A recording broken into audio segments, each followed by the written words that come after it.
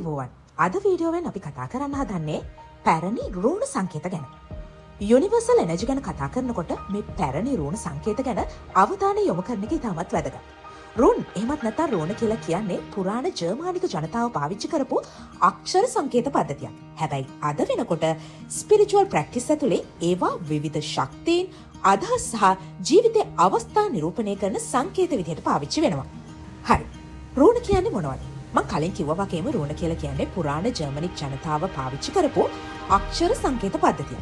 මේ රුණ සංකේත එකතුවට ෆෝතාක් කියන නම පාවිච්චි වෙනවා. ෆෝතාක් එහෙම නැත්නම් ෆර්තාක් මෙන්න මේ වගේ විවිධ උච්චාරණ මේ වචනයට පාවිච්චි වෙනවා.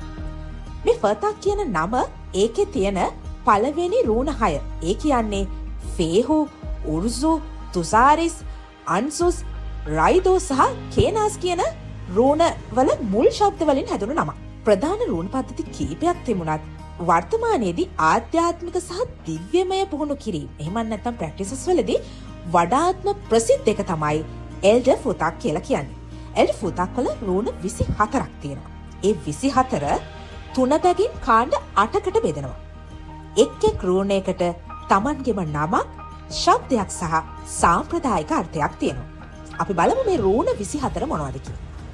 ඒ රුණ 24 තමයි මේ ෆේහු, උරුස්, තුරිසාස්, අන්සුස්, රයිදෝ, කේනාස්, ගිබෝ, වුන්යෝ, හකලාස්, නෝතිස්, ඊසා, යේරා, අයිවාස්, පේට්‍රෝ, අල්ගිස්, සොවිලෝ, ටිවාස්, බේකානෝ, ඒවාස්, මානාස්, ලාකුස්, ඉංගවාස්, දාගස්, ඔතාලා.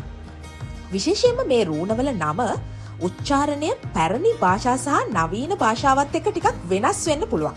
ඒ කියන්නේ අපි පාවිච්චි කරන නම නැතුව වෙන රටක කෙනෙක් මේ හා සමානව යන වෙනස් ශබ්දයක් පාවිච්චි කරනවා වෙන්න පුළුවන්. සංකේතය, නම, උච්චාරණය, සාම්ප්‍රදායික අර්ථය, භාවිතා කරන ආකාරය, මේකේ තියෙන ප්‍රයෝජනය මෙන්න මේ සියලුම දේ ඉදිරි වීඩියෝවකදී මම ඔයාලට කියලා දෙන්නම්. ඉදිරි වීඩියෝවකින් හම් වෙනකල් ඔයාලට පුළුවන් මේ රුණ සම්බන්ධයෙන් අධ්‍යයනය කරන්න. මොන හරි උදව්වක් ඕන නම් වැඩි විස්තරයක් ඕන නම් ඔයාලට පුළුවන් කමෙන්ට් එකක් දාලා මගෙන් මේ ගැන අහන්න.